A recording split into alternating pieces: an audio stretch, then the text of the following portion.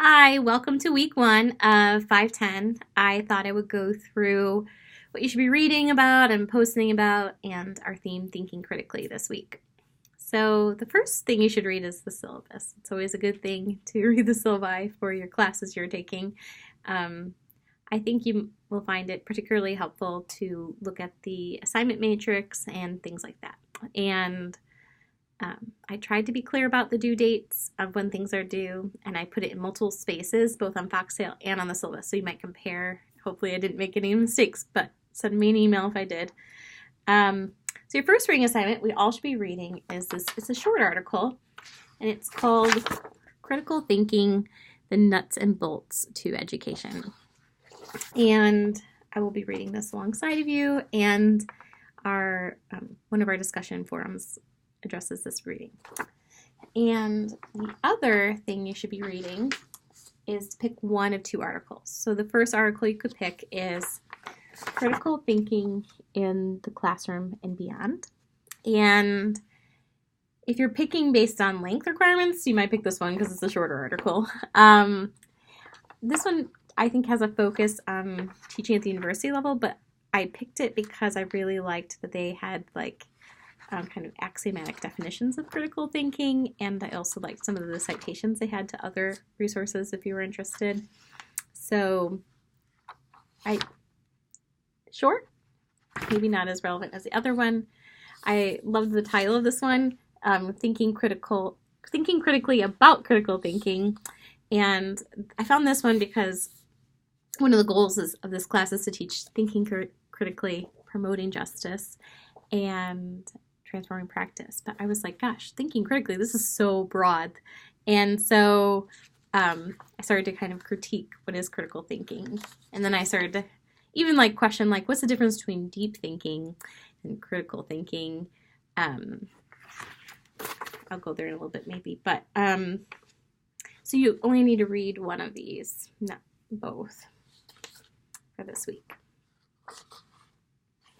And the last part of your reading is there's a really nice TED Talk entitled The Danger of a Single Story, and that's under the Resources tab you can find. And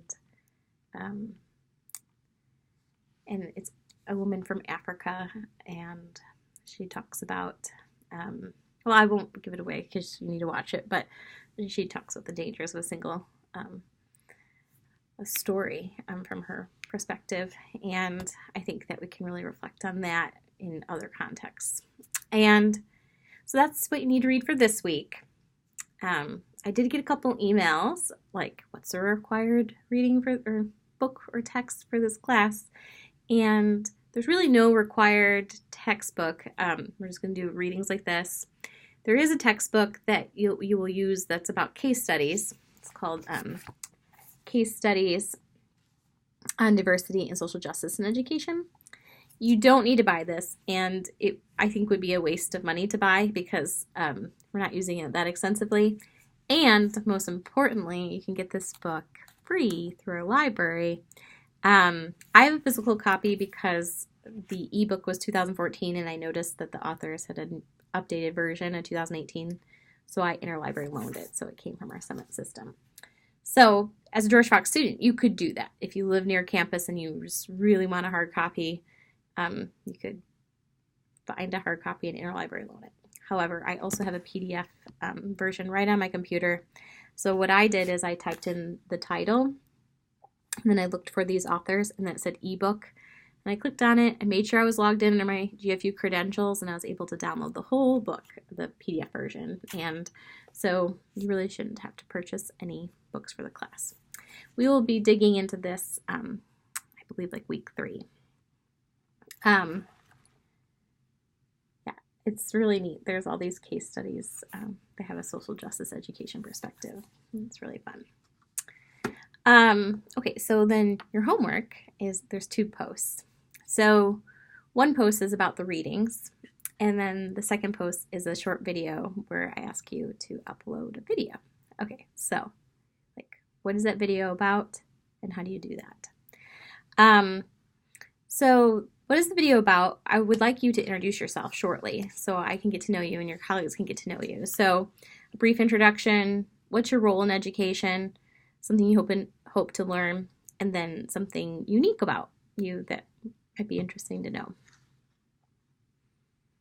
Okay, so brief intro. I'm Dr. Nicole Enzinger, and I am a math education professor here at GFU. So my main role here at GFU is I teach the math content for future teachers. So if you want to be a teacher, the math content there. My background in education was I was a high school math teacher for 5 years, and then I was a math professor in Illinois, and I felt the call to math ed and elementary ed, and I went to Illinois State University and did my PhD work in math education there, and really shifted from kind of secondary university math to elementary, and it was because of children's thinking. And so I feel like my role at George Fox is to support the math content, but also to share the power of using children's thinking in the classroom.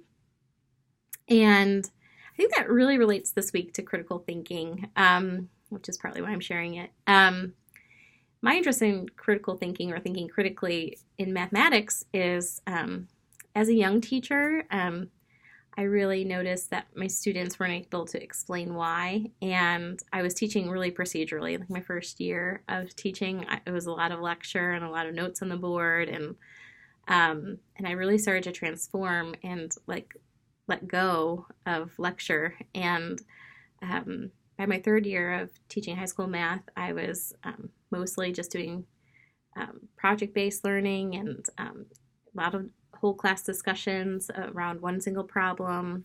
And it really evolved, and now my students at GFU, it's fully discussion oriented. They lead class, but what's beautiful is they learn to think really deeply about the mathematics, and I would say critically.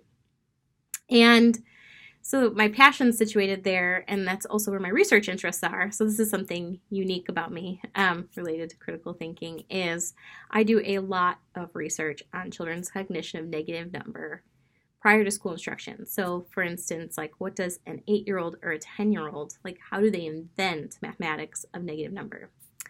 This is a book I've co-authored and edited, and I have various publications around this. But largely the research interest for me is more situated in not just negative number, but also just advanced mathematics. So a topic that somebody might do as a math major, like group theory or graph theory. How does a 8-year-old or third grader engage with this, and what are those cognitive structures? And I think that children have way more sophisticated thinking and capabilities to think critically than we even can imagine. And my goal is to not underestimate their thinking. That's something unique. Something I hope to learn this semester, a personal goal, is I'd like to dig more into sort of the social justice aspect of it, of thinking. Meaning, for instance, in my own work, when I research thinking, who am I researching? Is it always middle-class white students? And whose voice gets told, and so and things like that. And yeah, so I'd like to dig in more into that literature. That's my own personal goal, and I think that fits well into teaching this class, because one of our goals is promoting justice and transforming practice. And so I've had a lot of fun digging into literature and thinking about what kinds of things we're going to read together and watch. So that's one of your posts, is you'll make a little video like that and you'll upload it into the discussion forum. How do you do that? Well, you probably know how to do that, so I won't spend a lot of time here on how to do it, but you just need to record a video on your phone. I'm recording this video right on my laptop, and then you save it. And then how do you upload it? I personally have a YouTube channel, and I just upload my video to YouTube, and then I share the URL, and so you could do that. But you don't have to do it through YouTube. You could also do it to Google Drive and just make sure that you have an open link for us, or Dropbox or something like this. I think some people are concerned about uploading videos to YouTube because they don't want the whole world to see things. So you have the option also when you upload a video to YouTube to not have it public. So you could there's an option called listed, and that means the only way that somebody can watch that video is if you share that very specific URL. So that's my advice on creating a video. So really your homework is all that reading and then one video post like this. And then the second is a discussion post about the readings. Now, for the posts, your grade is not based just solely on your singular post. Your grade is also based on your engagement with other people. So like sometimes I give directions like on there, like make sure you respond to 3 people. I'll go through and I'll see like, are you responding to at least 3 people? And really push yourself to make this as dynamic of an environment as you can for your colleagues. So ask them questions, and maybe not just yes or no questions, some higher order thinking questions as you can. It's hard to keep a lively discussion going sometimes in an online environment that's not like a chat room or like a messenger on Facebook or something, but like is just this place where we have to log in and type. And so with that, it would be really helpful if you could log in like more than once a week and check in. The way that I have assignments structured is I have it that you should have your final post done by the 5 p.m. on Sunday. My thought being is that would give you like the whole weekend to work on stuff if you wanted. And the reason why I chose 5 p.m. on Sunday instead of midnight is that I was thinking, well, maybe some people want to get all of their homework done over the weekend. If that's the case, then they might want to reply to their colleagues, so it might be really important to have your initial post for things up by 5 p.m. so then Sunday evening they could at least do the replies. But the thought was that replies are easier than doing the readings and the initial post. And so my thought was even if you don't have Sunday evening to do the replies, you'd have the rest of the week until Friday to get the replies done. So that's kind of my thought behind all that. And I hope that works out for you. It tends to be in other online classes I have taught, people tend to really like the assignments being due on Sunday evening. So I'm excited for you to enjoy the materials for week 1, and I look forward to getting to know you better. Bye!